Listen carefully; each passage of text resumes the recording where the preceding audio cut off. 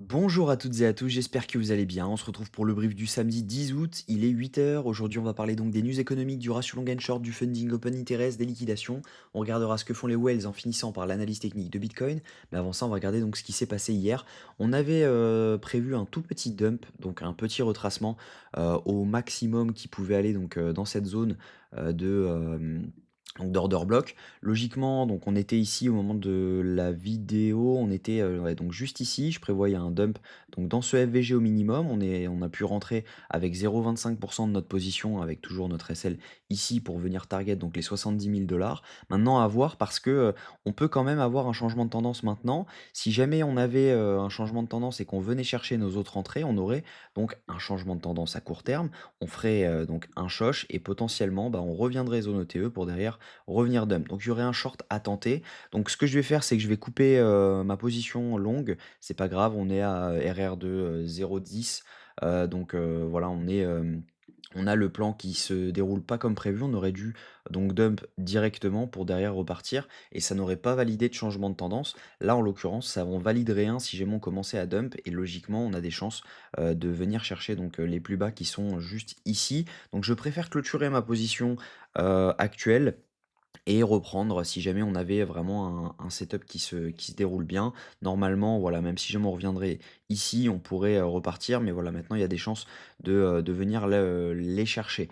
Donc voilà un peu, le plan. Au niveau des news économiques cette semaine, on va avoir, donc mardi, le prix et la production à 14h30 aux États-Unis. Ça va être impactant à 14h30, mais c'est surtout le mercredi 14h30 qui va être impactant étant donné qu'on aura les chiffres sur l'inflation américaine. Donc on s'attend à avoir 2,9% de prévisionnel. Si jamais on avait une inflation qui est au-dessus, attendez-vous à avoir quand même pas mal de mouvements et en dessous également. Donc attention quand même à mercredi 14h30.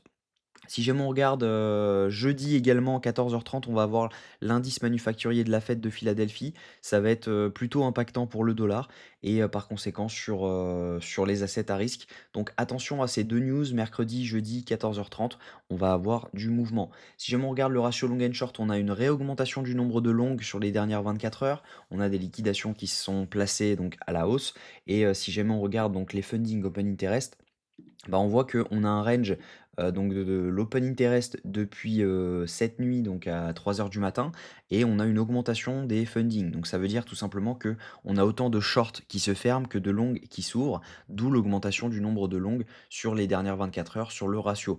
Donc si jamais on regarde donc ExoChart, on n'a pas grand chose en éléments étant donné que, bah, ça prend que, la chart de Binance et là ça prend tous les exchanges en clé API.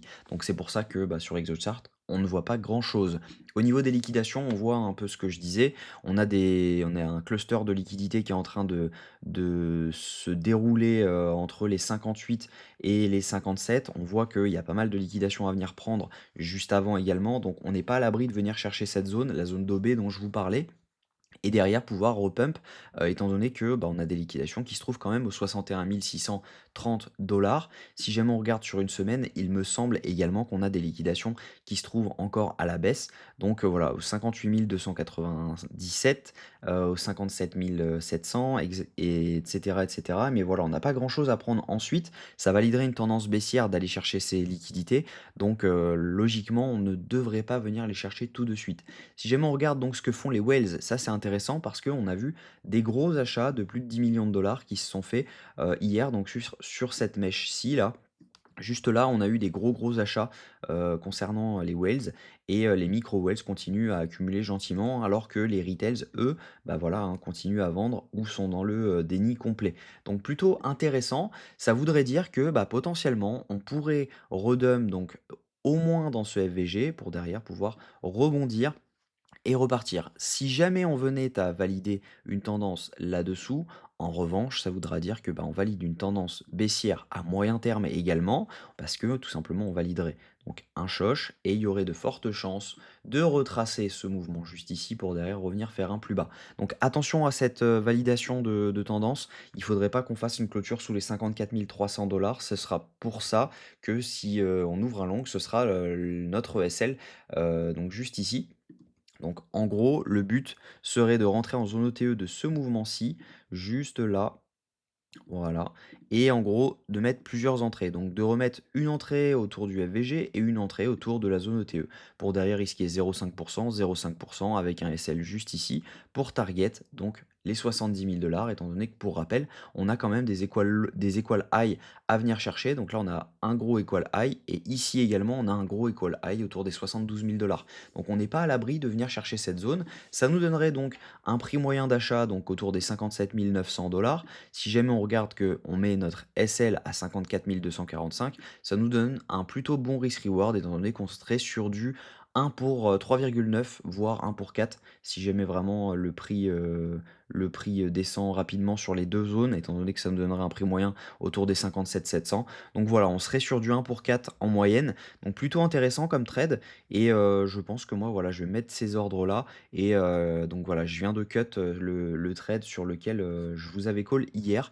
Donc voilà, j'espère que cette vidéo vous a plu. Si c'est le cas, je vous invite à vous abonner, à liker cette vidéo et à commenter ce que vous pensez du marché.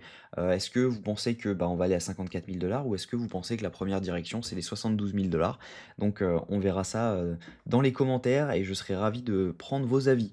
J'espère que cette vidéo vous a plu. Prenez soin de vous. On se retrouve demain à la même heure.